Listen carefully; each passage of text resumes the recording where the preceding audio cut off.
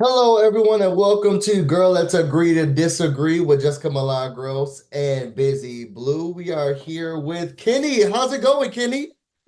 It's going pretty good. Can't complain too much. Yes, yes. Well, we're not excited to see you, but I'm sure you're excited to be home. I'm sure a lot of people have already talked to you about how this has gone and you wanting to be home. Are you as happy as you thought you would be now that you're back at home? Yeah, I am. It was a tough ride. I have an 8-year-old daughter who wasn't happy about me going, and lo and behold, I found out quickly that she really wasn't happy about me, not being home. So she was having a difficult time with it. So I'm feeling really good about how things went down. I appreciated the opportunity to go into the house. I did give it everything I had. Fighting in the HOHs and the veto competitions and all that. I did give that all 100%, but it's a roller coaster of emotions, as you can imagine, having little kids and being away from them for the first time in their lives. Have you caught up on some of the episodes? I have, yes. Okay, so there was one episode where T Core was like, "Okay, Kenny, we hear you want to go home, but you are a competition beast." What was it like having that duality, knowing that you wanted to be home, you had young kids, but then also you were still winning these competitions and pretty much one of the front runners as a competition beast. What was that duality like for you? Yeah, I mean, I love the game of Big Brother, and I went in there knowing that I could do a lot of the competitions, and that was actually good for me in the game.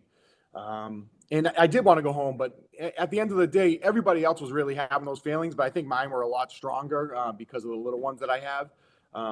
But being in those competitions helped me immensely during the course of the game. During those days, if you followed the lives, like I was feeling good. Like I liked being on the block. I liked knowing that I was going to be in the veto competition and I was going to be able to play in the AI arena. So those days were very good for me. It was the down days. It was the days that there wasn't a lot going on. I'm 52 years old. Everyone in the house pretty much was younger than me, with the exception of Angela. And there wasn't really a lot of good, regular, everyday conversation in the house, which didn't give me the opportunity to really talk game with a lot of people. And the strategy that I had going in didn't really work out the way that I thought it was going to, and ended up on the block the first week. Wasn't a help with your psyche. Okay, so Kenny, and I know people, you can start throwing your tomatoes at me. They already have. I was rooting for you, and I thought that this "I'm ready to go home" thing was all a part of your game plan. I was like, he's doing Dan's funeral. He's tired of all of these people. He's ready to go home. I see through it. I know this is what he's doing. Um, and you actually did want to go home. But what was your strategy throughout the game?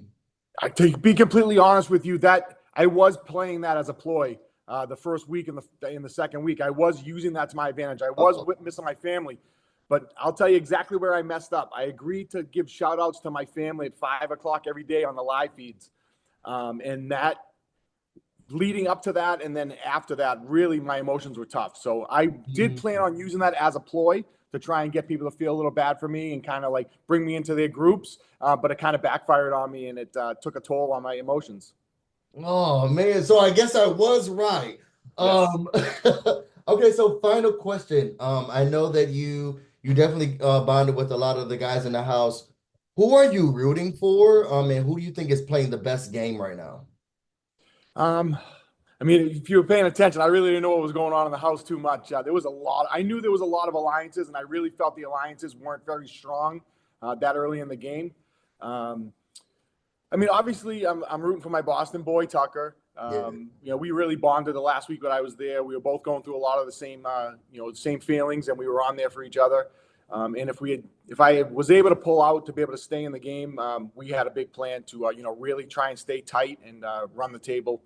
And then I'm rooting for Cedric. Cedric reminds me of my son. He's a real good kid. I know he's in an alliance, and he was in an alliance, before me. Now that I'm figuring this all out, but I kind of thought he was like on an island with myself. But yeah, Cedric and Tucker for the most part, because I have a personal connection with them, not necessarily because of the gameplay, but we had a real good personal connection. That's perfect. Are you and your wife still sleeping in the same bedroom now that you're home? Yeah, we are. She's happy. She's happy.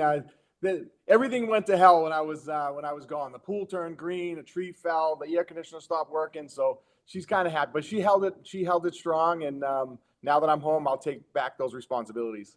That sounds great. Well, thank you so much. If Jessica Milagros is here, she'll say, "Welcome to the Big Brother family." I think that you played a great game. I was on your side the entire time.